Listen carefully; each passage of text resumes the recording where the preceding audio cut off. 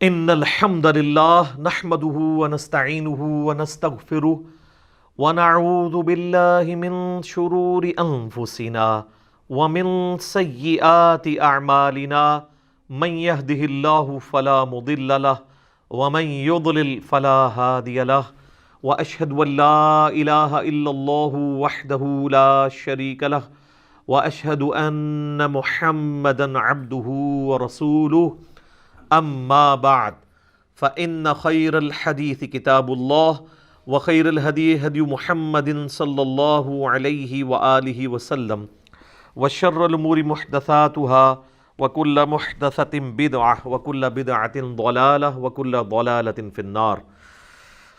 اعوذ باللہ السمیع العلیم من الشیطان الرجیم من ہمزہ ونفخہ ونفثہ بسم اللہ الرحمن الرحیم۔ رب اشرح لی صدری ویسر لی امری واحلل عقدۃ من لسانی یفقہوا قولی۔ بسم اللہ الرحمن الرحیم۔ ان اللہ وملائکتہ یصلون علی النبی یا ایہا الذین آمنوا صلوا علیہ وسلموا تسلیما۔ اللہم صل علی محمد وعلی آل محمد کما صلیت علی ابراہیم وعلی آل ابراہیم انک حمید مجید۔ اللہم بارک علی محمد وعلی آل محمد کما بارکت علی ابراہیم وعلی آل ابراہیم انک حمید مجید۔ اللہم ربنا آتنا فی الدنیا حسنۃ وفی الآخرۃ حسنۃ وقنا عذاب النار۔ ربنا آتنا من لدنک رحمۃ وہیئ لنا من امرنا رشدا۔ لا الہ الا انت سبحانک انی کنت من الظالمین۔ حسبنا اللہ ونعم الوکیل۔ یا حی یا قیوم برحمتک استغیث ولا حول ولا قوة الا باللہ العلی العظیم، آمین۔ الحمدللہ آج 12 اپریل 2020 کی سنڈے والی قرآن کلاس نمبر 24 کی اسٹوڈیو ریکارڈنگ ہونے جا رہی ہے۔ آج انشاءاللہ تعالی ہم سورۃ البقرہ کی آیت نمبر 158 سے سٹارٹ لیں گے۔ اعوذ باللہ من الشیطان الرجیم، بسم اللہ الرحمن الرحیم۔ ان الصفا والمروۃ من شعائر اللہ، بے شک صفا اور مروہ اللہ تعالیٰ کی نشانیوں میں سے ہیں۔ یہ دو پہاڑیاں آج بھی مکے کے اندر موجود ہیں، اور حج اور عمرے کے دوران جب بھی سعی کی جاتی ہے تو صفا مروہ کے درمیان 7 چکر کاٹے جاتے ہیں۔ یعنی آپ صفا سے سٹارٹ کر کے مروہ تک آتے ہیں تو وہ ایک بنتا ہے، پھر مروہ سے واپس صفا آتے ہیں تو دوسرا، اس طریقے سے 7 بن جاتے ہیں۔ اور مشرکین عرب کے ہاں چونکہ جو ابراہیمی طریقہ تھا حج کا وہ ٹوٹی پھوٹی فارم میں موجود تھا، تو وہ بھی صفا مروہ کی صحیح کیا کرتے تھے۔ جب بعد میں لوگ مسلمان ہوئے اور اسی طریقے سے انصار مدینہ جنہوں نے اسلام قبول کیا، تو وہ ریلیکٹنٹ تھے اس حوالے سے کہ وہ صفا مروہ اس وقت بتوں کی نشانیاں بھی بنی ہوئی تھی، تو ان کے دل میں یہ قلق تھا کہ شاید یہ صرف پیورلی مشرکین عرب کی رسومات ہیں، ان کا آسمانی دین کے ساتھ کوئی تعلق نہیں ہے۔ تو اللہ تعالیٰ نے ان کا وسوسہ سیٹل کیا کہ ایسا نہیں ہے کہ جو کچھ بھی مشرکین عرب کر رہے ہیں وہ سب کچھ ہی غلط ہے، بلکہ صفا اور مروہ اللہ کی نشانیوں میں سے ہے۔ اور اس کی ڈیٹیل ہمیں جو ہے وہ صحیح بخاری کے اندر تو اتنی تفصیل سے نہیں ملتا، لیکن اگر آپ تورات دیکھیں تو اس میں آپ کو ڈیٹیل ملے گی کہ جو سیدہ ہاجر تھیں، یہ ہاجرہ لفظ غلط ہے، یہ لفظ ہے ہاجر۔ سیدنا ابراہیم علیہ السلام کی جو دوسری بیوی تھی جن سے اسماعیل علیہ السلام پیدا ہوئے، انہوں نے یعنی اپنے بچے کے غم کے اندر صفا سے لے کے مروہ تک ان کے لیے پانی جب تلاش کیا اور کئی ایک چکر کاٹے، اور پھر اللہ تعالیٰ نے حضرت اسماعیل علیہ السلام کے پاس ایک پانی کا چشمہ جاری کر دیا، تو اسی کو زمزم کہا گیا۔ اور زمزم کا لفظ استعمال کیا سیدہ ہاجر رضی اللہ تعالیٰ عنہا و سلام اللہ علیہا نے۔ اس کا مطلب ہے یعنی رک جا، ٹھہر جا۔ تو ان کی اس یاد کے اندر اللہ تعالیٰ نے اس کو یعنی حصہ بنا دیا عمرے اور حج کا، صفا مروہ کی سعی کرنے کو۔ چونکہ جب اس وقت صفا مروہ تھا تو یہ دو پہاڑیاں تھیں، تو ایک پہاڑی سے دوسری پہاڑی پہ چڑھتے ہوئے یا ایک سے دوسری پہ چڑھنے کے لیے اترتے ہوئے آپ کو خود بخود سپیڈ آپ کی زیادہ ہو جاتی ہے جب آپ اترائی کی طرف آتے ہیں۔ وقت گزرنے کے ساتھ ساتھ وہ وادی جو ہے وہ فل اپ ہونی شروع ہوئی، الٹیمیٹلی پھر وہ آلموسٹ اس وقت تو لیول پہ آ چکی ہے، لیکن پھر بھی صفا اور مروہ کی جو وہ پہاڑیاں ہیں، وہ چٹیل چٹانوں والے پہاڑ، اس کے کچھ حصے ابھی تک پریزرو ہیں، اس کے اوپر انہوں نے باقاعدہ جو ہے وہ ایک کیمیکل لگا کے اسے پریزرو کیا ہوا ہے، تو وہ ابھی بھی نظر آتے ہیں۔ بہرحال وہ چونکہ اترائی تھی تو اس دوران سیدہ ہاجر جو ہیں وہ تیزی سے وہاں سے گزری، کیونکہ اترائی سے تیزی سے گزرا جاتا ہے، تو نبی علیہ السلام نے اس سنت کو پھر جاری فرمایا کہ آپ علیہ السلام بھی صفا مروہ کے دوران اس جگہ پہ جب پہنچتے تھے تو وہ تیزی سے دوڑتے تھے۔ لیکن وہ مسند امام شافعی میں موجود ہے عبداللہ بن عمر کا قول کہ یہ جو صفا مروہ کی جو سعی میں دوڑنا ہے اور اسی طریقے سے طواف کعبہ کے دوران رمل کرنا ہے، یہ صرف مردوں کے لیے خاص ہے، عورتوں کے لیے نہیں ہے۔ عورتیں یہ کام نہیں کریں گی، مردوں کے لیے یہ سنت ہے۔ تو وہ صفا مروہ کے اندر جو سعی کی جاتی ہے اس کو اللہ تعالیٰ نے کہا کہ ہماری نشانیوں میں سے ہے، کیونکہ اس کو ہمارے ایک پیغمبر کی بیوی کے ساتھ نسبت ہے، اس لیے یہ اللہ کی نشانیوں میں سے ہے، سمبلز آف گاڈ، شاعر اللہ میں سے ہے۔ فمن حج البیت او اعتمر، تو جو کوئی بھی بیت اللہ کا حج کرے یا عمرہ ادا کرے، فلا جناح علیہ ان یطوف بہما، تو کوئی حرج نہیں ہے اگر وہ اس کے دوران چکر کاٹے۔ یعنی وہ جو ان کے دماغ میں ایک بات تھی نیو مسلمز کے کہ شاید یہ مشرکین عرب کی رسم ہے، وہ ختم کی گئی کہ یہ کوئی ایسی بات نہیں ہے، اللہ کے شاعر میں سے ہے۔ اگر انہوں نے وہاں پر بت نصب کر دیے تھے، وہ تو بیت اللہ میں بھی انہوں نے 360 بت نصب کیے ہوئے تھے، صحیح بخاری میں آتا ہے نبی علیہ السلام نے فتح مکہ کے موقع پر خود مبارک چھری کے ذریعے اس کو گرایا، اور آپ علیہ السلام وہ آیت پڑھتے جاتے تھے، وَجَاءَ الْحَقُّ وَزَهَقَ الْبَاطِلُ قُلْ جَاءَ الْحَقُّ وَزَهَقَ الْبَاطِلُ إِنَّ الْبَاطِلَ كَانَ زَهُوقًا، حق آ گیا اور باطل مٹ گیا، اور باطل ہے ہی مٹ جانے کے لیے۔ تو بیت اللہ کے اندر بھی بت رکھے ہوئے تھے، تو اس کا یہ مطلب نہیں ہے کہ بیت اللہ کی عظمت ختم ہو گئی ہے، بلکہ ان چیزوں سے صفایا کروایا گیا۔ حتیٰ کہ خانہ کعبہ کی دیواروں کے اوپر سیدنا ابراہیم اور اسماعیل علیہ السلام کی تصویریں بھی تھیں، نبی علیہ السلام نے اپنے مبارک ہاتھوں سے مٹائیں۔ حتیٰ کہ مسند احمد میں آتا ہے خانہ کعبے کی چھت کے اوپر بھی مولا علی کو نبی علیہ السلام نے یعنی سوار کر کے اپنے کندھوں پہ تو بھیجا اور بتوں کو توڑنے کے لیے۔ اور خانہ کعبے کا چونکہ دروازہ بھی اونچا تھا تو وہ عام آدمی تو اس پہ چڑھ بھی نہیں سکتا تھا، اس لیے وہاں پہ کوئی سیڑھی وغیرہ لگانی پڑتی تھی، تو آپ علیہ السلام خود بھی اندر تشریف لے گئے اور آپ نے جا کے ان بتوں کو توڑا۔ تو یہاں پر یہ کہا جا رہا ہے کہ یہ جو صفا مروہ ہیں یہ اللہ کی نشانیوں میں سے ہیں، تو جو کوئی حج کرے گا بیت اللہ کا یا عمرے پہ آئے تو اس کو کوئی حرج نہیں ہے کہ اس کی سعی کرے، وہاں پہ طواف کرے۔ لیکن یہ طواف خانہ کعبے والا طواف نہیں ہوتا، خانہ کعبے کا جو طواف ہے وہ 7 کے 7 چکر قبلے کے گرد کاٹے جاتے ہیں، اور چکر کا آغاز جو ہے وہ حجر اسود والے کارنر سے کیا جاتا ہے اور اسی پہ اختتام ہوتا ہے۔ لیکن صفا مروہ میں 7 چکر اس طرح نہیں، یہ 3.5 ہی بنتے ہیں، صفا سے مروہ 1، مروہ سے صفا 2، پھر صفا سے مروہ 3، اور پھر مروہ سے صفا 4، اس طریقے سے یہ آلموسٹ 3.5 چکر بنتے ہیں۔ لیکن اس کی لینتھ جو ہے وہ خانہ کعبہ کے طواف سے زیادہ ہی بن جاتی ہے اگر آپ مطاف کے اندر طواف کر رہے ہیں، کیونکہ یہ اچھا خاصا ہے، آلموسٹ آپ سمجھ لیں 1.25 کلومیٹر بن ہی جاتا ہے۔ لیکن انہوں نے اس کو آلموسٹ چکر کی فارم میں اس طرح کیا ہوا ہے کہ جانے اور آنے کا راستہ الگ کیا ہوا ہے تاکہ وہ آپس میں کوئی ہرڈل بھی نہ ہو۔ اب تو ماشاءاللہ ایئر کنڈیشن ہے، حالانکہ ابھی بھی کئی لوگ موجود ہیں جنہوں نے آج سے 40-50 سال پہلے حج کیا، تو وہ باقاعدہ چھتریاں لے کے صفا مروہ کی صحیح کرنی پڑتی تھی، دھوپ پڑتی تھی۔ اب تو وہ ٹرپل سٹوری بن چکا ہوا ہے اور وائٹ ماربل ہے اور فل ایئر کنڈیشن ہے، وہ تو اتنا مزہ ہے۔ اب تو حج جو ہے وہ عمرہ تو بہت آسان ہو چکا ہے اس حوالے سے۔ اچھا، اس آیت کے کانٹیکسٹ میں صحیح بخاری میں ایک حدیث ہے کہ ایک تابعی آتا ہے سیدہ عائشہ کے پاس اور آگے کہتا ہے کہ یہ جو صفا مروہ کی صحیح ہے یہ کوئی ضروری نہیں ہے، مجھے تو یہی لگا قرآن پڑھنے سے، کیونکہ اللہ تعالیٰ ہمارا کوئی حرج نہیں اگر تم صفا اور مروہ کی صحیح کر لو۔ تو اماں عائشہ نے کہا کہ تم نے یہ رزلٹ کیوں نکالا؟ انہوں نے کہا کہ جب یہ کہا جا رہا ہے کوئی حرج نہیں کر لو تو اس کا مطلب ہے نہ کرو تب بھی کوئی حرج نہیں۔ تو انہوں نے کہا یہ حرج نہیں کرنے میں اس سے اللہ تعالیٰ نے ایڈریس کیا ہے ان نیو مسلمز کو جو یہ سمجھتے تھے کہ یہ شاید مشرکین عرب کی نشانی ہے، تو اللہ تعالیٰ کہہ رہا ہے کوئی حرج نہیں ہے، کرو۔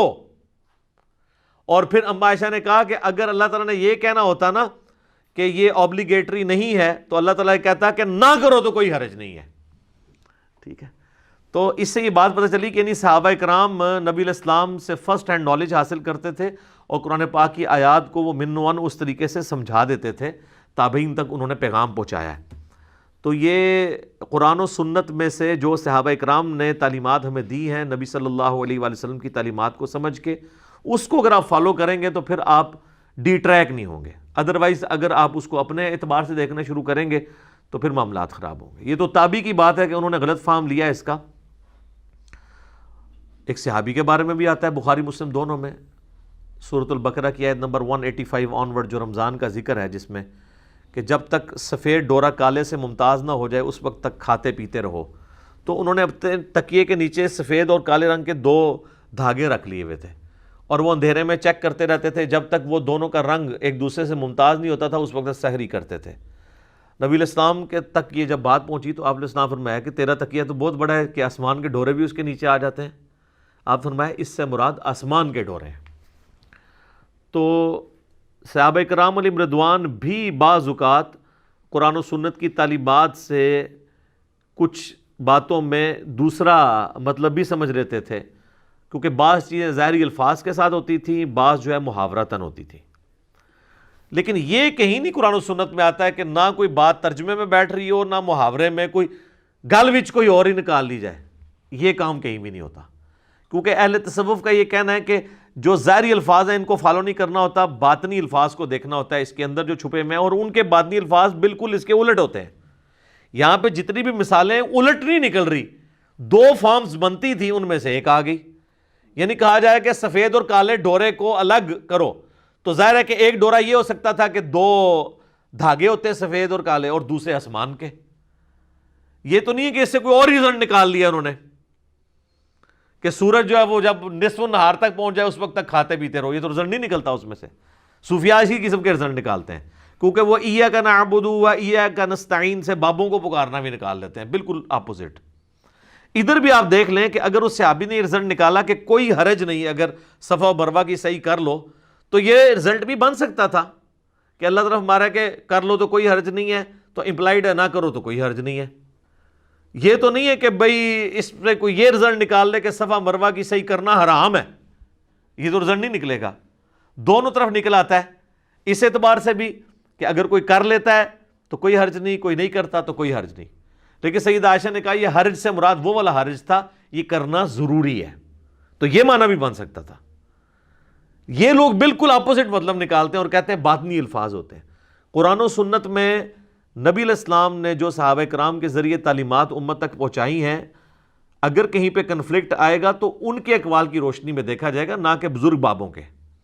اب اگر کوئی کہے کہ جی صحابہ کرام کا ہم نے فام نہیں دیکھنا, ہم نے اپنے بزرگوں کا, اپنے علماء کا, اپنے پیروں کا, اپنے صوفیاء کا, اپنے مفسرین کا, اپنے جو ہے وہ ائمہ کا دیکھنا ہے, اور نبی علیہ السلام کو, صحابہ کو اور اہل بیت کو چھوڑ دینا ہے, تو پھر اس کا مطلب ہے جن کے پاس فرسٹ ہینڈ نالج تھا وہ تو آپ کو سپورٹ نہیں کر رہے. پھر ہم بالکل آپ کو ٹھیک کہہ رہے ہیں نا, کیا کہ مرنے سے پہلے ہے مسلمان کر لے اس پہ غور. کتابوں کا خدا اور ہے, بابوں کا خدا اور, صحابہ کا خدا اور ہے, بابوں کا خدا اور, اہل بیت کا خدا اور ہے, بابوں کا خدا اور کتابوں کا جہاں اور ہے, اور بابوں کا اپنا ہی ایک جہاں اور ہے. وکھرے اپنے جہاں میں ایک جہاں اور ہوتا ہے. ٹھیک ہو گیا جی. تو یہ اس بات کا ثبوت ہے کہ صحابہ کے فہم کے ساتھ ہم نے کتاب و سنت کو لے کے چلنا ہے.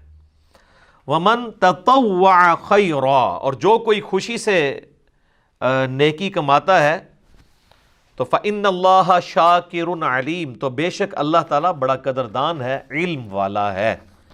یعنی صفا مروہ کی صحیح کرنا سنت ابراہیمی بھی ہے اور ثواب کا کام بھی ہے. اب میرے بھائیوں بڑی امپورٹنٹ آیت آ رہی ہے, سورۃ البقرہ کی آیت نمبر 159. یہ ہم نے اپنے کربلا والے ریسرچ پیپر پہ ٹائٹل پیج کے اوپر لگائی ہے کہ اللہ تبارک و تعالیٰ نے یہود و نصارہ کو اس بات کے اوپر گرفت کی ہے کہ یہ لوگ اپنی کتابوں میں آئے ہوئے حق کو چھپاتے تھے, اور ظاہر ہے اس میں جو گرفت ہے وہ علماء پہ ہے کہ وہ اپنی پبلک تک وہ بات نہیں پہنچنے دیتے تھے.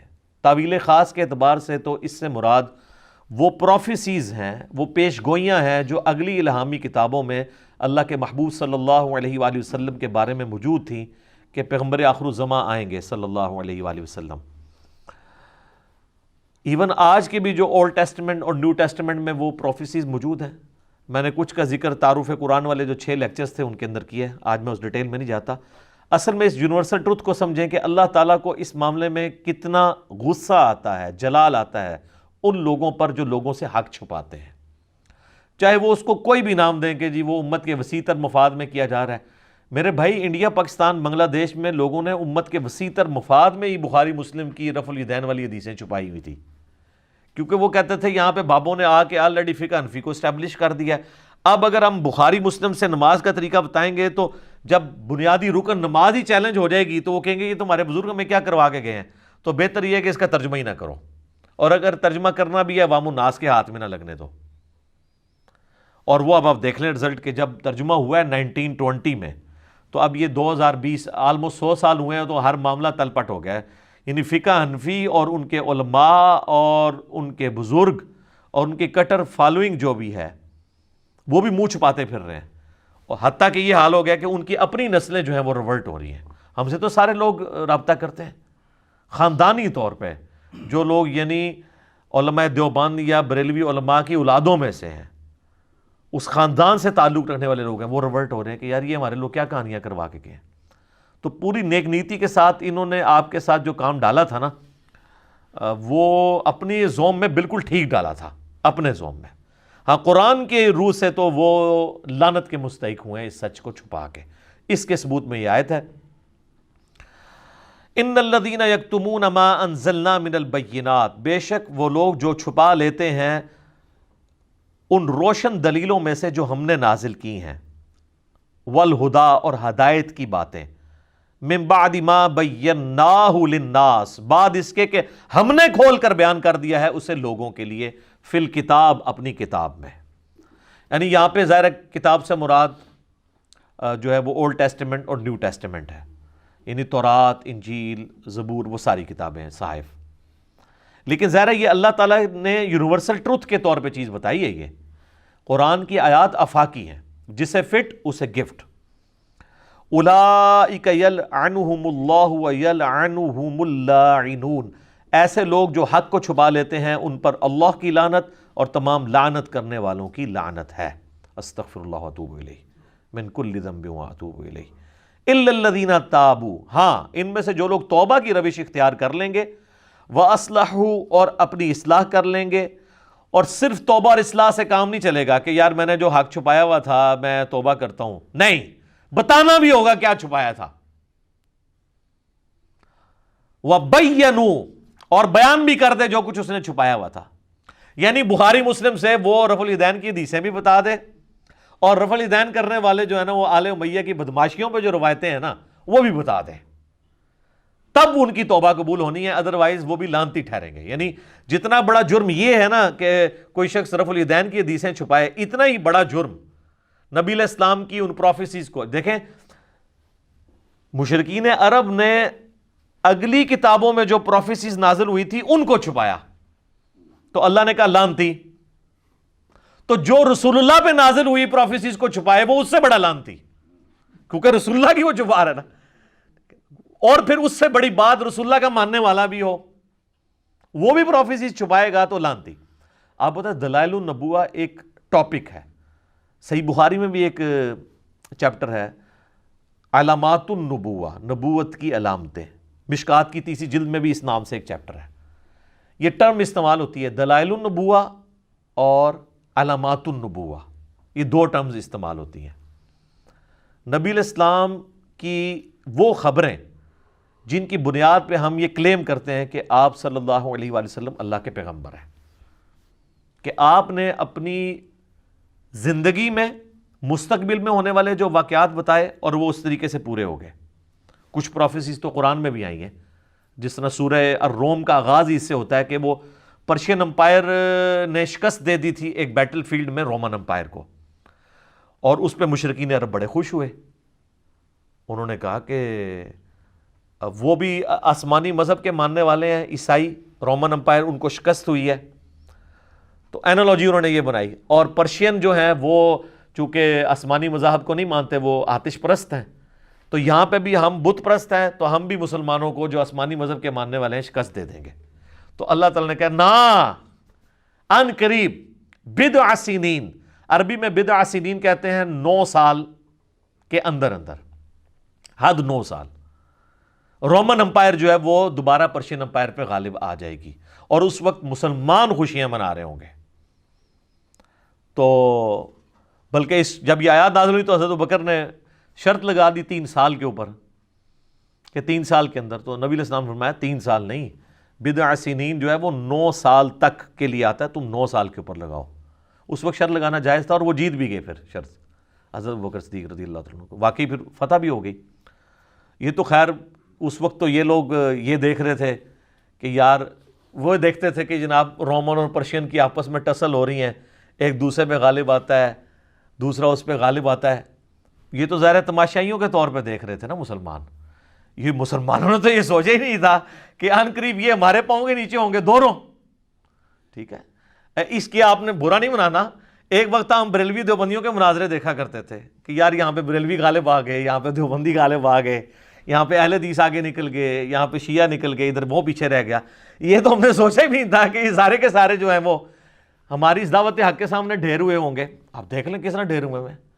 یعنی میں تو جب یہ چیزیں دیکھتا ہوں تو مجھے بالکل نظر آتا ہے کہ یار ہم تو بڑی ان کو حسرت کے ساتھ دیکھ رہے ہوتے تھے کہ یار اچھا یہاں اس کی دلیل مضبوط ہے. یہ تو پتہ ہی نہیں تھا کہ سارے لمبے پہ آ جان گے. پہن کے نہیں، یرموک اور قادسیہ انہوں نے بھی ہوئی ہے کہ نہیں، الحمدللہ. تو یہ پروفیسیز نبی علیہ السلام کی قرآن میں بھی کئی ایک ہیں جو پوری ہوئی ہیں. پھر قرآن میں بار بار جو چیز آئی ہے، هو الذی ارسل رسولہ بالہدی ودین الحق لیظہرہ علی الدین کلہ. یہ جب پروفیسی دی جا رہی تھی کہ غلبہ حاصل ہوگا، تو غلبہ تو مشرکین عرب پہ تو نبی علیہ السلام کی مبارک زندگی میں ہوا، لیکن آپ کی وفات کے بعد غلبہ رومن اور پرشینز کے اوپر بھی ہوا، اور یہ نبی علیہ السلام کی پروفیسیز پوری ہوئیں اسی طریقے سے. اگر آپ کی زندگی میں ہوتی تو اپنی زندگی میں تو بڑے بڑے جنگجو آئے اور انہوں نے بڑی بڑی حکومتیں اسٹیبلش کی. سکندر اعظم بھی آیا نبی علیہ السلام سے بہت پہلے. آپ علیہ السلام کے بہت بعد چنگیز خان آیا جس نے سلطنت عباسیہ الٹ دی. لیکن نبی علیہ السلام ایک جنگجو نہیں تھے بلکہ ایک پیغمبر تھے. اور وہ فرق کہاں سے ہمیں ظاہر ہوتا ہے؟ نمبر 1 چیز ہے دلائل النبوہ اور علامات النبوہ، کہ نبی علیہ السلام ایسی پیش گوئیاں کر کے گئے ہیں جو من و ان اس طریقے سے پوری ہوئی ہیں. بخاری مسلم میں حدیث ہے کہ ان قریب کیسر جو ہے وہ ختم ہو جائے گا، قیامت تک کوئی کیسر روم پھر نہیں ہوگا، ہمیشہ کے لیے رومن امپائر ختم ہو جائے گی. یہ بہت بڑی پروفیسی ہے. ان قریب جو ہے وہ کسرا ختم ہوگا ایران کا، قیامت تک کوئی کسرا نہیں ہوگا. دیکھ لیں سر 1500 سال ہو گئے ہیں، کوئی دوبارہ امپائر، بلکہ اب تو امپائر بننے کے چانس ہی ختم ہو گئے. اب تو ملک بن چکے ہیں، اب تو نیا کانسیپٹ، ملکوں کا کانسیپٹ آ گیا. تو نبی علیہ السلام جب یہ باتیں فرما رہے تھے اس وقت تو غیب کی چیزیں تھیں، آج تو ہم دیکھ سکتے ہیں ظاہر ہو چکی ہیں. یہ چیز یہ ثابت کرتی ہے کہ آپ اللہ کے پیغمبر ہیں. اسی ٹاپک کو محدثین کہتے ہیں دلائل النبوہ، دلائل النبوہ یا علامات النبوہ. امام بیہقی نے آلموسٹ 3500 احادیث اسی ٹاپک پہ جمع کی ہیں. اس کا نام ہی انہوں نے رکھا ہے دلائل النبوہ. اچھا یہ لفظ نبوہ ہے، نون کے اوپر پیش ہے، زبر نہیں ہے. اردو میں ہر چل جاتا ہے لیکن عربی میں اصل میں یہ لفظ نبوت ہے. تو ختم نبوت لفظ ہوگا، نبوت نہیں ہے، نون پہ بھی پیش اور با پہ بھی پیش. تو دلائل النبوہ جو کتاب ہے 3500 احادیث ہیں، اس میں انہوں نے ثابت کیا کہ نبی علیہ السلام نے کون کون سی پیش گوئیاں کی. اور سر وہ تو اس وقت تک تھیں، یہ تو 5ویں صدی ہجری میں لکھی گئی ہے. اس میں کئی ایک پیش گوئیاں وہ ہیں جو اس کتاب کے بعد پوری ہوئی ہیں، جو آج ہم ویریفائی کر سکتے ہیں. مثلا تاتاریوں کے ساتھ جو مسلمانوں کی جنگیں ہیں، جس پہ بخاری مسلم میں حدیث ہے کہ ان قریب تم ایسے لوگوں سے قتال کرو گے جو چپٹے چہرے والے ہوں گے، موٹے ناک والے، ڈھال کی مانند، وہ سارے چائنیز جو ہوتے ہیں. تو یہ حدیثیں بخاری مسلم میں تو موجود تھیں، لیکن یہ پروفیسی تو آگے 8ویں صدی کے اندر آ کے پوری ہو رہی ہیں. تو اس وقت مسلمانوں تو نہیں سوچا تھا کہ یہ ہوگا سارا معاملہ. تو یہ دلائل النبوہ، نبی علیہ السلام کی جو نبوت کی خبریں ہیں، یہ اس بات کا ثبوت ہے کہ آپ اللہ کے پیغمبر ہیں. کیونکہ کسی اور جنگجو نے کبھی یہ پیش گوئی نہیں کی ہے کہ میرے بعد یہ ہوگا اور وہ اس طریقے سے ہو جائے. یہ آپ کو دوسرے جنگجوؤں سے ممتاز کرتی ہے. نمبر 2، جتنے بھی جنگجو آئے انہوں نے کوئی سسٹم نہیں دیا اپنے فالوورز کو، وہ انہوں نے حکومتیں بنائی، قبضہ کیا، اپنی ریٹ اسٹیبلش کی، چلے گئے، پیچھے ان کے لوگ لڑتے مرتے رہے۔ لیکن نبی الاسلام ایک سسٹم دے کے گئے، اور اس سسٹم کی برکات ہیں کہ باقی سارے انقلاب وقت کے ساتھ ختم ہو گئے، لیکن نبی الاسلام کا انقلاب آج بھی گلی گلی موجود ہے۔ دنیا میں 1.5 ارب لوگ ہیں جو اس پیغمبر کے ماننے والے ہیں۔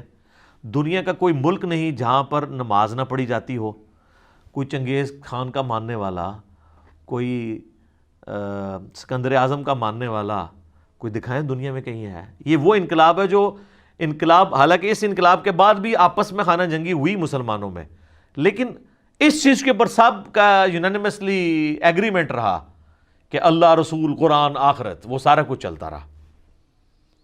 تو یہ آپ کو ممتاز کرتا ہے۔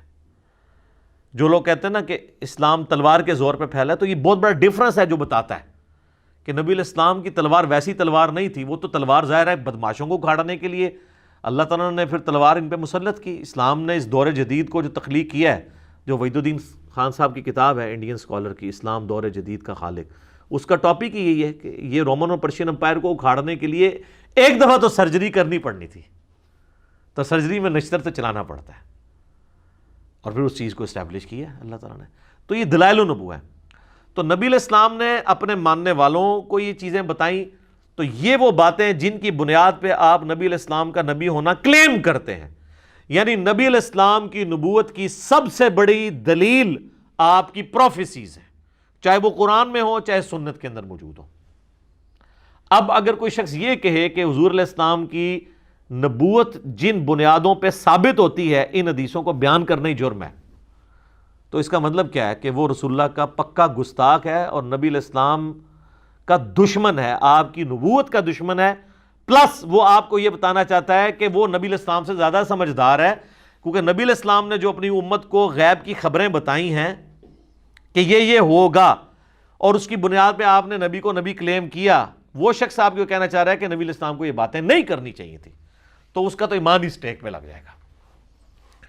تو یہی تو ہمارا جھگڑا ہے کہ صحیح بخاری کے اندر یہ حدیث ہے 2812، عمار کو ایک باغی جماعت قتل کرے گی، عمار ان کو اللہ اور جنت کی طرف بلائے گا اور وہ جماعت دوزخ کی طرف بلائے گی۔ اس حدیث کے کم از کم 8 طرق امام بیہقی نے دلائل النبوہ میں لی ہیں، اور کہا کہ دیکھو نبی علیہ السلام نے پہلے ہی کہا تھا کہ عمار کو باغی جماعت قتل کرے گی، اور یہ چیز پوری ہوئی۔ یہ اس بات کا ثبوت ہے کہ اللہ کے نبی جو ہیں ان کو وحی کی تائید حاصل تھی اور وہ اللہ کے پیغمبر ہیں۔ اور آپ کو یہ کہانی کرائی جا رہی ہے کہ یہ حدیثیں آپ چھپا لو تاکہ آل امیہ کے اوپر پردہ پڑا رہے، مولا علی کی حقانیت چھپی رہے لوگوں پہ۔ تو اللہ کے فضل سے ہم نے یہ جو کربلا والا ریسرچ پیپر لکھا ہے، واقعہ کربلا کا حقیقی پس منظر 72 صحیح الاسناد احادیث کی روشنی میں، جس میں 200 روایتیں میں نے جمع کی ہیں، اہل سنت پاک .com سے آپ ڈاؤن لوڈ کریں۔ اردو میں بھی ہے، عربی میں بھی ہے، انگلش میں بھی، ہندی میں بھی۔ مین سٹریم کی کتابیں اکثر بخاری مسلم سے احادیث ہیں، اور ادر دین بخاری مسلم میں کوئی ایک حدیث بھی ایسی نہیں ہے جس پہ دور حاضر کے بڑے بڑے محدثین، چاہے وہ شیخ البانی ہوں، شیخ زبیر لیزئی ہوں، شیخ شعیب آرنوت ہوں، رحمہم اللہ اجمعین، ان کی تحکیم نہ لگی ہوئی ہو۔ تو ہم نے بھی اس لعنت سے بچنے کے لیے سب کچھ کیا کہ ہم ان باتوں کو امت تک پہنچائیں، اور اس کو سپورٹیو وہ حدیث بھی ہے جامعہ ترمذی میں، سنن ابی داؤد میں، سنن ابن ماجہ میں، اور مشکات میں بھی کتاب العلم والے چیپٹر میں، کہ جس شخص سے دنیا میں کوئی علم کی بات پوچھی گئی اور اسے وہ معلوم تھی، اس کے باوجود اس نے چھپا لی، تو قیامت والے دن آگ کی لگام اس کے منہ میں ڈال دی جائے گی کہ یہ وہ شخص ہے جس نے حق بات چھپائی تھی۔ اور آپ سارے مفسرین کی تفسیریں اٹھائیں، ابن کثیر کو اٹھا لیں، طبری کو اٹھا لیں، سب لوگ جب یہ آیت آتی ہے نا 159 البقرہ کی، تو یہ حدیث کوٹ کرتے ہیں وہ ترمذی کی کہ حق چھپانے والے کے منہ میں لگام ڈالی جائے گی۔ ان میں سے خیر کئی خود بھی ایسے ہوتے ہیں جو خود بھی یہ کام کر رہے ہوتے ہیں، لیکن وہ بات یہ بتا رہے ہوتے ہیں کہ جو یہ کرے گا اس کے ساتھ یہ حرکت ہو جائے گی، قیامت والے دن اللہ کا عذاب اس کے اوپر آ جائے گا۔ تو اسی چیز سے بچنے کے لیے ہم نے اس چیز کو بیان کیا، اور پھر دیکھ لیں اسی بنیاد پہ ہم لوگوں کو بھی یہ کہتے ہیں کہ الا الذین تابوا، جو لوگ توبہ کریں گے، واصلحوا، اور اپنی اصلاح کر لیں گے، وبینوا، اور پھر بیان کر دیں گے چھپائی ہوئی باتوں کو، فاولئک اتوب علیہم، تو ایسوں کی توبہ اللہ تعالیٰ قبول کرے گا. وَأَنَا التَّوَّابُ الرَّحِيمُ، اور میں توبہ قبول کرنے والا، رحم فرمانے والا ہوں، ہمیشہ رحم فرمانے والا، الرحیم. تو توبہ ان کی قبول ہونی ہے کہ جو یہ باتیں بیان کریں. اب چونکہ سنی شیعہ تفریق ہو چکی تھی اور کربلا ایک بون آف کنٹینشن بن چکا تھا، تو لوگوں نے بڑے وسیع تر مفاد میں کبھی اس کو مشاجرات صحابہ کا نام دے کے چھپا لیا. حالانکہ یہ مشاجرات صحابہ تھے تو پھر دلائل النبوہ میں کیوں تھے؟ وہاں سے بھی نکال دیے جاتے اور نہ بتایا جاتا لوگوں کو. تو یہ ایک آڑ لی گئی مشاجرات صحابہ کی. تو مشاجرات صحابہ میں حضرت علی رضی اللہ تعالیٰ عنہ علیہ السلام کے مخالفین کو تو یہ لے کے آتے ہیں. جب حضرت عثمان غنی رضی اللہ تعالیٰ عنہ کی شہادت کا معاملہ آتا ہے تو وہاں پہ ان کو مشاجرات صحابہ بھول جاتا ہے. وہاں پہ وہ کہتے ہیں باغی، فتنہ پرور لوگ. حالانکہ دوسری طرف وہاں پہ بھی صحابہ ہی تھے. ہم اس معاملے میں بھی حضرت عثمان کے ساتھ ہیں، جس طرح یہاں مولا علی کے ساتھ کھڑے ہیں جنگ جمل صفین اور نہروان کے اوپر. تو یہ بڑی دو نمبری ہے کہ آپ ایک معاملے کے اندر تو مشاجرات کا نام لے کے اسے ٹال دیں اور دوسری جگہ آپ آ کے جو ہے وہ اس کو یوز کرنا شروع کر دیں. ایک جگہ تو آپ وہ حدیث کوٹ کر لیں ابو داؤد ترمذی ابن ماجہ کی، علیکم بسنتی وسنت الخلفاء الراشدین المہدیین، تم پر میری سنت اور میرے خلفاء راشدین کی سنت لازم ہے، اور دین میں نئی نئی بدعتوں سے بچنا، اور میری اور میرے خلفاء راشدین کی سنت کو داڑھوں کے ساتھ مضبوطی سے پکڑ لینا. تو ہم پھر بار بار یہ پوچھتے ہیں کہ یہ حدیث آپ حضرت عثمان تک تو لے کے آتے ہیں، جب حضرت علی کی باری آتی ہے تو آپ کہتے ہیں باتیں ڈسکس نہیں ہونی چاہیے، تو حضرت علی کے خلیفہ راشد نہیں ہیں. تو اس کو وہ پنجابی کہنے ہیں میٹھا میٹھا ہپ ہپ تے کوڑا کوڑا تھو تھو. تو اللہ کا شکر ہے کہ ہماری دعوت حق سے جہاں پہ ہم نے قرآن کی توحید کو بیان کیا، جو غدیر خم پہ نبی الاسلام نے ہمیں قرآن اور اہل بیت دو چیزیں دی تھیں، صحیح مسلم میں اوپر ترے 4 حدیث 6225 سے 6228 تک. تو اس پلیٹ فارم سے الحمدللہ قرآن کی توحید بھی بیان ہوئی اور اہل بیت کا دفاع بھی ہوا ہے. بعض لوگ جو ہیں وہ آدھے غدیر خم پہ کھڑے ہیں، وہ توحید کو لے کے بیٹھے ہیں، اہل بیت کا نام آتے ہی ان کو جناب مصیبت پڑ جاتی ہے. اور بعض لوگ صرف اہل بیت کا نام لے کے چل رہے ہیں اور قرآن کی توحید کا نام سنتے ہی ان کے ماتھے پہ بل آنا شروع ہو جاتا ہے. یہ وہ پلیٹ فارم ہے جہاں سے پورے کا پورا دین بیان ہو رہا ہے. باقی سب لوگ آدھی آدھی باتیں، افتؤمنون ببعض الکتاب وتکفرون ببعض، کتاب کے کچھ حصے کو مانتے ہیں کچھ کو چھوڑتے ہیں. تو اللہ نے فرمایا ایسے لوگوں کی پھر جزا یہ دنیا میں ذلت اور رسوائی، اور آخرت میں بڑے عذاب کی طرف انہیں جھونکا جائے گا. اللہم اجرنا من النار، آمین. ان الذین کفروا وماتوا وہم کفار، بے شک وہ لوگ جو کہ کفر اختیار کرتے ہیں اور وہ مر جاتے ہیں اس حال میں کہ وہ کفر ہی پر ہوتے ہیں. اولئک علیہم لعنت اللہ والملائکۃ والناس اجمعین، ایسے لوگوں پر اللہ کی لعنت، اللہ کے فرشتوں کی لعنت اور ساری انسانیت کی لعنت. خالدین فیہا، وہ رہیں گے ہمیشہ ہمیش اس دوزخ میں. لا یخفف عنہم العذاب، ان سے وہ عذاب ہلکا نہیں کیا جائے گا.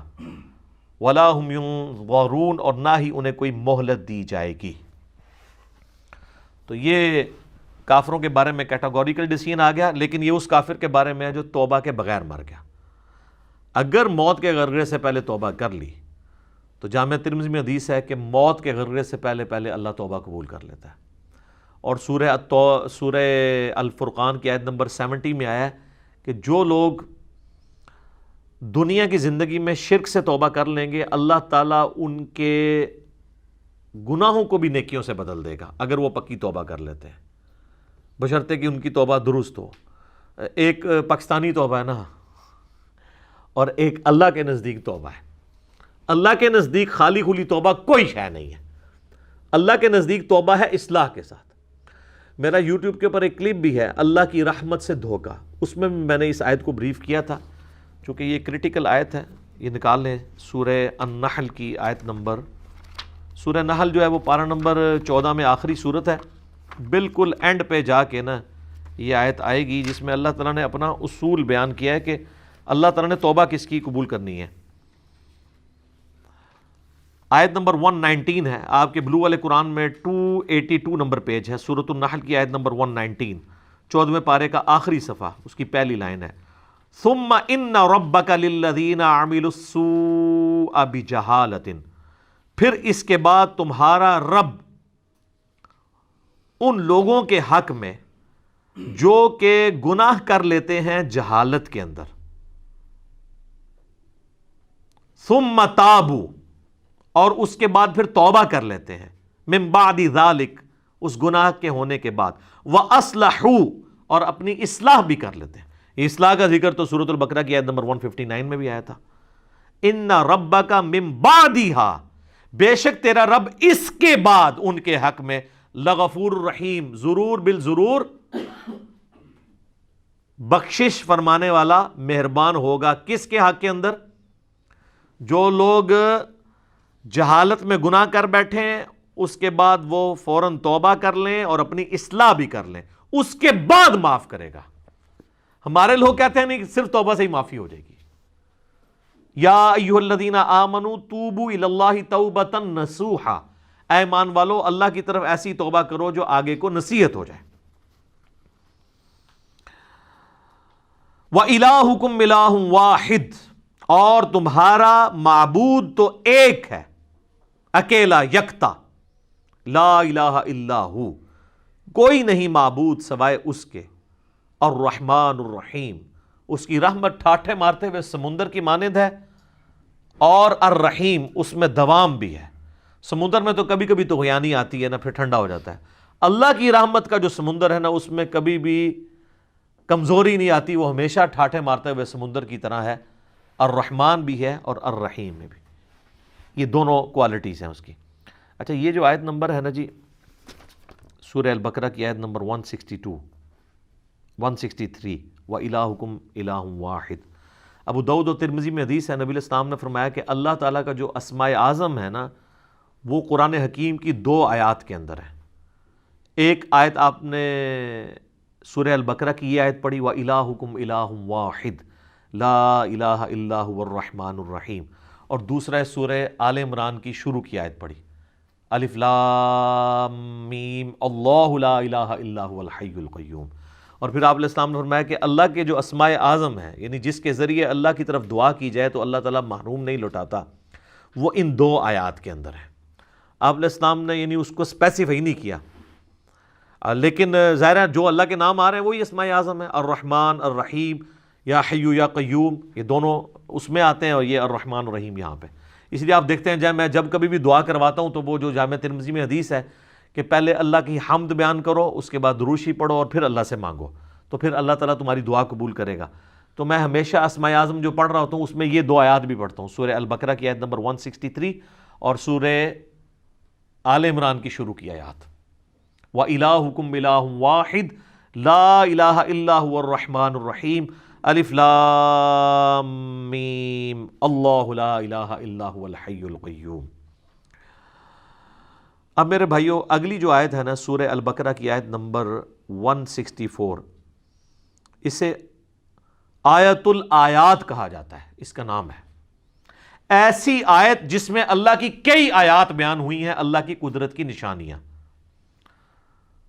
سائنز آف گاڈ، ایک نہیں بے شمار.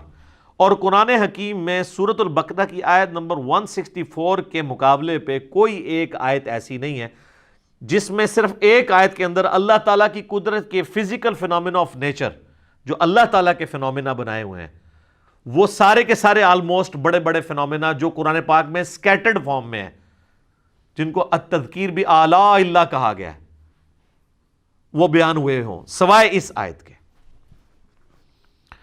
ان فی خلق السماوات والارض، بے شک آسمانوں اور زمین کی تخلیق میں، واختلاف اللیل والنہار، اور رات اور دن کے آنے جانے میں، والفلک التی تجری فی البحر، اور کشتیوں کے، جہازوں کے سمندروں میں چلنے میں، بما ینفع الناس، جو کہ لوگوں کے نفع کے لیے چلتی ہیں، یعنی وہاں سے سی فوڈ جو ہے وہ شکار کیا جاتا ہے. وما انزل اللہ من السماء من ماء، اور اللہ تعالیٰ جو نازل فرماتا ہے آسمان سے پانی، فاحیا بہ الارض بعد موتها، اور پھر اس پانی کے ذریعے مردہ زمین کو زندہ کر دیتا ہے، یعنی سبزہ اگا دیتا ہے اس پانی کے ذریعے. وبث فیہا من کل دابہ، اور اللہ تعالیٰ نے جو زمین میں ہر طرح کے جانور پھیلا دیے ہیں. وتصریف الریاح، اور ہواؤں کے بدلتے رہنے میں. والسحاب المسخر بین السماء والارض، اور بادلوں میں جو کہ اللہ تعالیٰ کے حکم کے پابند ہیں آسمان اور زمین کے اندر جو سسپینڈڈ ہیں بادل. لآیات لقوم یعقلون، اس کے اندر اللہ تعالیٰ نے آیات رکھی ہیں ان لوگوں کے لیے جو اپنی عقل استعمال کرتے ہیں. دیکھ لیں کتنی نشانیاں اللہ تعالیٰ کی قدرت کی اس میں گنوائی گئی ہیں. نمبر 1 آسمان اور زمین کی تخلیق، نمبر 2 رات اور دن کا آنا جانا، نمبر 3 جہازوں کا سمندروں میں چلنا اور اس کے ذریعے سی فوڈ کا حاصل کرنا، نمبر 4 آسمان سے پانی کا برسنا، نمبر 5 اس پانی کے برسنے سے زمین کو اللہ نے مردہ ہونے کے بعد دوبارہ سے زندہ کر لیا، نمبر 6 زمین میں ہر طرح کے جاندار پھیلا دیے. لو جی سب کچھ کور ہو گیا. نمبر 7 ہواؤں کے چلنے میں جو کہ بادلوں کو لے کے آتی ہیں، اور نمبر 8 بادلوں کا آسمان اور زمین کے درمیان جو ہے وہ سسپینڈڈ ہونا جس کے ذریعے اللہ تعالیٰ بارش برساتا ہے. یہ سب کی سب اللہ تعالیٰ کی قدرت کی نشانی ہے. یعنی جس میں ذرا سی بھی عقل ہے اللہ تعالیٰ ہمارا ہے، وہ ان چیزوں کو دیکھ کے رزلٹ پہ پہنچ جائے گا کہ یہ کسی کے کرنے سے ہو رہا ہے. God is the only explanation of all the physical phenomena in this universe. اللہ ہی واحد وضاحت ہے اس کائنات میں ہونے والے ہر فزیکل فینامنا کی. تو اب جس اللہ کی یہ کوالٹیز ہیں اس کے مقابلے پہ اگر کسی اور کے ساتھ وہ چیزیں وابستہ کر دی جائیں تو اس سے بڑا کوئی جرم نہیں ہو سکتا. اور یہی اللہ اس چیز کا حقدار ہے کہ اس کے ساتھ شدید محبت کی جائے، دلی محبت آخری درجے کی، جو کسی اور مخلوق کے ساتھ نہیں ہو سکتی. تو اللہ تعالیٰ اب ایک کرائٹیریا پھر اس حوالے سے ڈسکس کر رہا ہے. وَمِنَ النَّاسِ مَن يَتَّخِذُ مِن دُونِ اللَّهِ، اور لوگوں میں ایسے لوگ بھی ہیں، ایسے بدبخت لوگ ہیں جنہوں نے اللہ کے سوا اور ہستیوں کو پکڑ لیا ہے. اندادً يُحِبُّونَهُمْ كَحُبِّ اللَّهِ، اللہ کے مقابلے پہ انہیں اپنا ند مان لیا ہے، مد مقابل، اور ان سے ویسی محبت کرتے ہیں جیسی اللہ سے کرنی چاہیے تھی. اللہ اکبر. یہ آیات پڑھی جاتی ہے نا تو لوگ سمجھتے ہیں شاید یہ مشرکین عرب کے بارے میں نازل ہوئی تھی. تو مشرکین عرب اگر اس جرم کے اوپر مجرم ہے اللہ کے حضور، تو آج بھی جو لوگ یہ کر رہے ہیں وہ بھی اسی طریقے سے مجرم ہے. اور آپ کو آج مسلمانوں میں اکثریت ایسے لوگوں کی نظر آئے گی جو اگر آپ ان سے حلفیہ بیان لیں تو وہ کبھی یہ نہیں کہیں گے کہ ہم اللہ سے بڑھ کے کسی سے محبت کرتے ہیں، لیکن ان کا ایٹیچیوڈ یہی ہے. وہ آپ کو کبھی شعر سنائیں گے، اللہ اللہ کیے جانے سے اللہ نہ ملے گا، اللہ والے ہیں جو اللہ سے ملا دیتے ہیں. اور اللہ والے ان کو کہہ رہے ہوتے ہیں جو اپنی عبادت کروا رہے ہوتے ہیں. اگر اللہ والے سے مراد یہ رسول اللہ کو، صحابہ اور اہل بیت کو لیں تو ہم ان کے ساتھ ہیں، لیکن آپ کو پتہ ان کو نہیں لیتے کیونکہ وہ تو ولی نہیں تھے نا. ولی تو بعد میں ہوتے ہیں. وہ اللہ والے ان کو کہہ رہے ہوتے ہیں جن سے تجوید سے اگر آپ نماز سنیں تو نہیں سنا سکتے، اور ترجمہ تو بھول ہی جائیں کہ وہ سنا سکتے ہیں. ہاں وہ یہ کر سکتے ہیں کہ سجے پاسے اسلام پھیرے تھے سارے حافظ ہو گئے، کھبے پاسے پھیرے تھے سارے ناظرہ ہو گئے. وہ کہتے ہیں نا جی پیچھے نیت کی. تو میں کہتا ہوں جن بزرگوں کے بارے میں آپ کا ایک کلیم ہے نا، اگر آج بھی اس طرح کہتے ہیں نا جی دنیا اولیاء سے خالی نہیں ہے، آج بھی ان اولیاء کو لیں، وہ تجوید کے ساتھ آپ کو سنا نہیں سکتے. وہ آپ کو سنت اذکار نہیں بتا سکتے صبح و شام کے جو نبی علیہ السلام نے تعلیم فرمایا ہے. فرض نماز کے بعد کے آپ کو 2-3 اذکار بتائیں گے، 17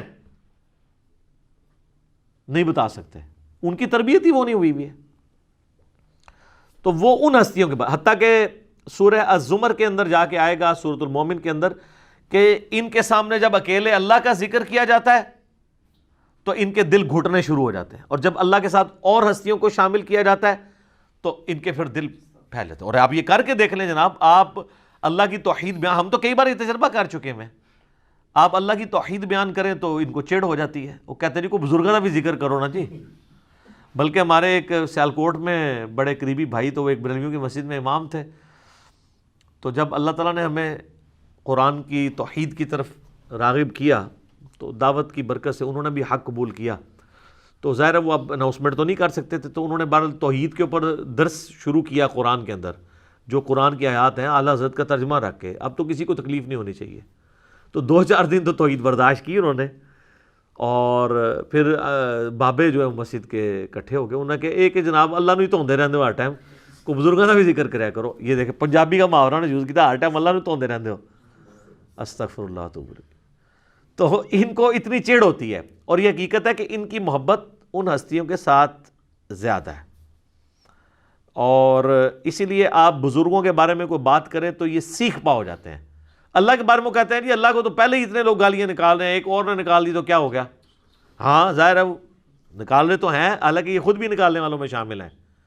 جی سورہ مریم میں آتا ہے کہ جو اللہ تعالیٰ کے لیے بیٹا تجویز کرتا ہے، یعنی شرک کرتا ہے، شرک کی کوئی بھی فارم ہو، وہ اللہ کو ایسی بات کہہ رہا ہے، ایسی گالی دے رہا ہے کہ قریب ہے آسمان پھٹ پڑے اور زمین شک ہو جائے اور پہاڑ ریزہ ریزہ ہو جائے، ان دعوا للرحمن ولدا، کہ یہ رحمان کے لیے بیٹا تجویز کرتے ہیں۔ اگر زمین و آسمان اور پہاڑوں کے احساسات ہو نا اس طرح کے، تو یہ سارے ان پہ پھٹ پڑے، زمین ریزہ ریزہ ہو جائے، زمین یعنی پھٹ جائے اس خوف سے کہ یار میرے اوپر یہ لوگ اللہ کے ساتھ اور ہستیوں کو شریک ٹھہرائے ہوئے ہیں۔ اور نبی علیہ السلام کی آپ احتیاط دیکھیں، یہ جو ند لفظ ہے نا، اندادیں، سیم یہ الفاظ ہیں۔ مسند امام احمد میں حدیث موجود ہے، الادب المفرد امام بخاری کی کتاب کے اندر یہ موجود ہے۔ ہم نے اپنے ریسرچ پیپر دعا صرف اللہ ہی سے، اس میں بھی ڈالی ہوئی ہے۔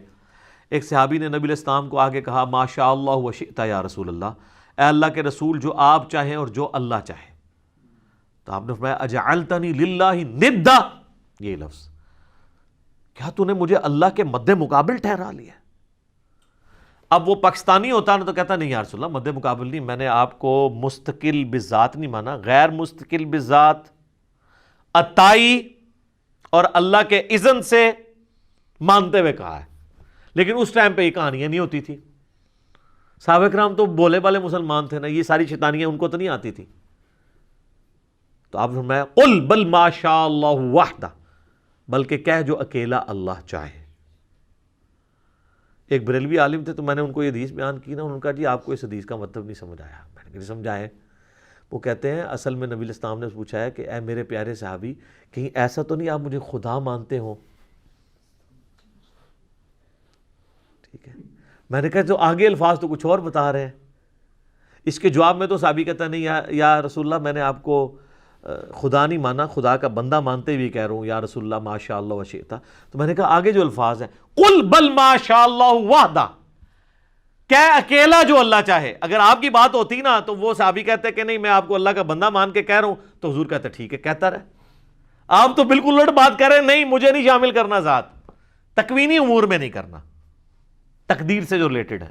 ہاں باقی دین کے معاملے میں تو بخاری مسلم میں کئی حدیث ہیں، جب نبی علیہ السلام سے پوچھا گیا کسی معاملے کا صحابہ کرام نے، اور صحابہ کرام سے آپ نے کاؤنٹر کوسچن کیا، ان کو نہیں معلوم ہوتا تو کہتے تھے واللہ ورسولہ عالم، اللہ اور اس کا رسول بہتر جانتے ہیں۔ وہ بالکل ٹھیک ہے، دین اللہ اور اس کے رسول سے ہی سیکھنا ہے۔ اور اسی کو سپورٹیو بخاری مسلم کی حدیث ہے کہ اللہ تعالیٰ عطا فرماتا ہے، میں تقسیم کرتا ہوں۔ وہ آدھی حدیث بیان کرتے ہیں، پوری حدیث اس طرح ہے کہ نبی صلی اللہ علیہ وآلہ وسلم نے فرمایا اللہ تعالیٰ جس کے ساتھ خیر اور بھلائی کا ارادہ فرماتا ہے اس سے دین کی فقہ عطا فرما دیتا ہے، اور اللہ دیتا ہے اور میں تو تقسیم کرنے والا ہوں۔ یعنی مجھے بھی جو دین اللہ نے میرے ساتھ بھلائی کا ارادہ کیا، مجھے دین کی سمجھ عطا فرمائی ہے، تو یہ اللہ نے عطا فرمائی ہے، میں تو صرف تقسیم کرنے والا ہوں۔ انما اس میں یعنی الفاظ جو ہے نا بخاری مسلم کی حدیث کے کہ واللہ یعطی وانما انا قاسم، اللہ دیتا ہے اور میں تو صرف تقسیم کرتا ہوں۔ تو وہ انہوں نے جناب اس دو لفظ پکڑ لیے تو اعلیٰ حضرت نے شعر لکھ دیا، رب ہے معطی یہ ہے قاسم، رزق اس کا ہے کھلاتے یہ ہے۔ وہ رزق کے اوپر لے گئے اور تکوینی امور کے اوپر، حالانکہ یہاں پہ دین کا معاملہ تھا۔ اس میں میرا یوٹیوب پہ ایک کلپ بھی ہے اللہ نبی وارث، تو اس میں میں نے کئی ایک احادیث بیان کی ہیں اس حوالے سے۔ یہ تو یعنی نہ ختم ہونے والی چیزیں ہیں، نبی علیہ السلام نے جتنی اس حوالے سے سختی فرمائی ہوئی ہے۔ وہ مسلم شریف کی جو حدیث بڑی مشہور ہے کتاب الجمعہ چیپٹر میں، ایک صحابی نے نبی علیہ السلام کے سامنے تقریر کرتے ہوئے کہہ دیا من یطع اللہ ورسولہ فقد رشد، جو کوئی اللہ اور اس کے رسول کی اطاعت کرے وہ کامیاب ہو گیا، ومن یعصہما، اور جو ان دونوں کی نافرمانی کرے فقد غوا، تو وہ بہک گیا، بے شک وہ بہک گیا۔ نبی علیہ السلام کو بڑا غصہ آیا، فرمایا بئس الخطیب انت، کتنا برا خطیب ہے تو نے یہ کیوں کہا جو ان دونوں کی نافرمانی کرے؟ تجھے کہنا چاہیے تھا وَمَن يَعْصِ اللَّهَ وَرَسُولَهُ فَقَدْ غَوَىٰ، جو اللہ اور اس کے رسول کی نافرمانی کرے وہ گمراہ ہوا، وہ بہک گیا۔ اب اسے ابھی آگے یہ کہہ سکتے تھے کہ یا رسول اللہ میں نے یہ بات تو پہلے کر دی ہے، میری بات آؤٹ آف کانٹیکسٹ نہیں ہے، میں کانٹیکسٹ کے ساتھ بات کر رہا ہوں. جب میں نے یہ کہہ دیا کہ جو اللہ اور اس کے رسول کی اطاعت کرے وہ کامیاب ہوا اور جو ان دونوں کی نافرمانی کرے وہ ناکام ہوا، تو اس میں تو لٹریچر میں تو کوئی خرابی نہیں ہے، آؤٹ آف کانٹیکسٹ بھی نہیں ہے، اس میں کیا مسئلہ ہے؟ اور حقیقتاً یہ وہ اپنا مقدمہ لڑ سکتے تھے، لیکن ان کو پتا تھا سامنے امام الموحدین ہے صلی اللہ علیہ وآلہ وسلم. یہ وہ ہیں جو کتابوں کے خدا کے ریپریزنٹیٹو ہیں، بابوں کے خدا کے ریپریزنٹیٹو نہیں ہیں. اور ابو داؤد میں آگے الفاظ ہیں، آپ فرمایا قم اذهب، اٹھو ادھر سے نکل جا. اتنا آپ علیہ السلام کو جلال آیا اس حوالے سے. لیکن آپ کے وہ صوفیاء کہتے ہیں ہک ہے ہک ہے ہک ہے، جڑا ہک کی ڈوں آکھے وہ کافر و مشرک ہے، جو ایک کو دو کہہ دے وہ کافر اور مشرک ہے. حالانکہ ایک نو ڈو کہنے والا ہی موحد ہے. حادث کو قدیم سے الگ کرنے کا نام ہی توحید ہے، خالق کو مخلوق سے الگ کرنے کا نام ہی توحید ہے. تو اللہ تعالیٰ فرماتا ہے کہ یہ ان لوگوں کی حالت ہے کہ یہ اللہ کے مقابلے پہ اور ہستیوں سے ایسی محبت کرتے ہیں جو اللہ سے کرنی چاہیے. والذین آمنوا، اور جو لوگ ایمان والے ہیں، اشد حبا للہ، ان کی تو شدید ترین محبت اللہ کے ساتھ ہوتی ہے. اور اس لیول کی محبت ہوتی ہے کہ جامعہ ترمذی میں حدیث ہے، نبی علیہ السلام نے فرمایا کہ اللہ تعالیٰ سے محبت کرو کہ اس نے تمہیں نعمتوں سے نوازا ہے، اور مجھ سے اس لیے محبت کرو کہ میں اللہ کا رسول ہوں، اللہ کی نسبت کی وجہ سے. اور میرے اہل بیت سے محبت کرو کیونکہ ان کی نسبت میرے ساتھ ہے. یہ ہمیں چین بتائی گئی ہے. یہ کہتے ہیں جی وہ شیخ احمد سرندی جن کو مجدد الافسانی کہتے ہیں، وہ کہا کرتے تھے میں تو اللہ کو مانتا ہی اس لیے ہوں کہ وہ نبی کا رب ہے. حالانکہ قرآن میں بالکل اور بات ہے، یہ الٹ بات کی ہے. قرآن تو کہتا ہے لَقَدْ مَنَّ اللَّهُ عَلَى الْمُؤْمِنِينَ إِذْ بَعَثَ فِيهِمْ رَسُولًا، یہ اللہ کا احسان ہے کہ اس نے مومنین میں رسول کو بھیجا ہے اپنی شناخت کے لیے. یہ الٹی گنگا لے کے چلتے ہیں. اور پھر ظاہر ہے یہ باتیں تو بکتی ہیں. پھر انبیاء کی شان میں غلوب کرنا تو بکتا ہے نا جی، عیسائیت میں بکا ہوا ہے نا، آپ دیکھ لینا. تو اللہ تعالیٰ نے ایک مخلوق کا معاملہ ہی ایسا رکھا ہے کہ یہ اگر امتحان نہ ہو مخلوق کی کوالٹیز کا تو اللہ کے ساتھ کوئی اور شریک ہی نہ ٹھہرایا جائے کسی کو. تو اسی لیے لوگ پھر شریک ٹھہراتے ہیں نا. اور نبی علیہ السلام کی پھر حدیث صحیح بخاری میں دیکھنا، میری شان کو اس طرح بلند نہ کرنا جس طرح نصارہ نے اپنے پیغمبر کو اتنا بلند کیا کہ ڈیوینٹی میں کلیم کر دیا، میں اللہ کا بندہ اور اس کا رسول ہوں، مجھے اللہ کا بندہ اور اس کا رسول ہی کہنا. یہ نبی علیہ السلام کس کو سنا رہے تھے؟ انہی کو سنا رہے تھے جنہوں نے کام ڈالنا تھا، جو آج تک ماننے کے لیے تیار نہیں ہے. تو اللہ تعالیٰ شدید ترین محبت اہل ایمان کی اللہ کے ساتھ ہوتی ہے. بخاری مسلم میں حدیث ہے، اس نے ایمان کی علاوت چکھ لی جس کے لیے اللہ اور اس کا رسول ساری دنیا سے بڑھ کر محبوب ہو جائے. نمبر 1 یہ. نمبر 2 دوستی اور دشمنی کا معیار اللہ کی ذات. اور نمبر 3 کفر کی طرف لوٹایا جانا اس کے لیے اتنا ہی مشکل ہو جائے جتنا زندہ آگ میں جلنا. وہ جلنے کے لیے تیار ہو جائے لیکن کفر نہ اختیار کرے تو اسے ایمان کی مٹھاس مل جائے گی. اب اللہ تعالیٰ غصہ فرما رہے ہیں ان کے اوپر کہ جو لوگ اس طرح کی محبت رکھتے ہیں نا اللہ کے مقابل اور ہستیوں کے ساتھ، تو اللہ بتا وَلَوْ يَرَى الَّذِينَ ظَلَمُوا إِذْ يَرَوْنَ الْعَذَابَ، کاش یہ ظالم لوگ وہ وقت دیکھ لیں جب یہ اپنی آنکھوں سے عذاب کو دیکھیں گے، ان القوۃ للہ جمیعا، تو قیامت کے دن ان کو یہ پتہ چل جائے گا کہ ساری قوتوں کا مالک تو اللہ ہے. آپ بے شک کہتے رہے میں اس ٹائم تک جنت ہی نہیں ورنہ جو تک سارے نہ لے جاؤں. ہاں دوزخ میں کے لیے یہ شرط ہو سکتی ہے کہ جن جن کو میں نے گمراہ کیا جب تک میں دوزخ میں ان کو نہیں لے جاتا تو میں نے دوزخ میں جانا. یہ تو بات بالکل ٹھیک ہوگی، جنت اللہ کوئی نہیں پائی جی. بخاری مسلم میں حدیث ہے میری بیٹی فاطمہ اس بات پہ نہ اکڑنا کہ اللہ کے نبی کی بیٹی ہو، اگر اللہ نے پکڑ لیا تو میں اللہ کے حضور تیرے کچھ کام نہ آؤں گا. پھر حضور نے اپنے چچا کو بھی کہا کہ عباس میرے چچا میرے مال سے جو لینا ہے لے لے، اے میری پھوپھی صفیہ میرے مال سے جو کچھ لینا ہے لے لے، اگر اللہ نے پکڑ لیا میں تیرے کچھ کام نہیں آؤں گا. وَأَنَّ اللَّهَ شَدِيدُ الْعَذَابِ، اور بے شک اللہ تعالی عذاب دینے میں بہت سخت ہے. تو یہ قیامت والے دن ہی پتہ چلے گا کہ اللہ تبارک و تعالیٰ اپنے معاملات میں کتنا سخت ہے. جب یہ عذاب دیکھیں گے تو ان کو خود پتہ چل جائے گا، اور اس وقت ان کی حال کیا ہوگی. ابھی تو یہ بابوں کے نعرے مار رہے ہیں نا، ادھر انہوں نے کہنا یا اللہ بابا نو پہلے جڑا ہے نا چونک دوزخ.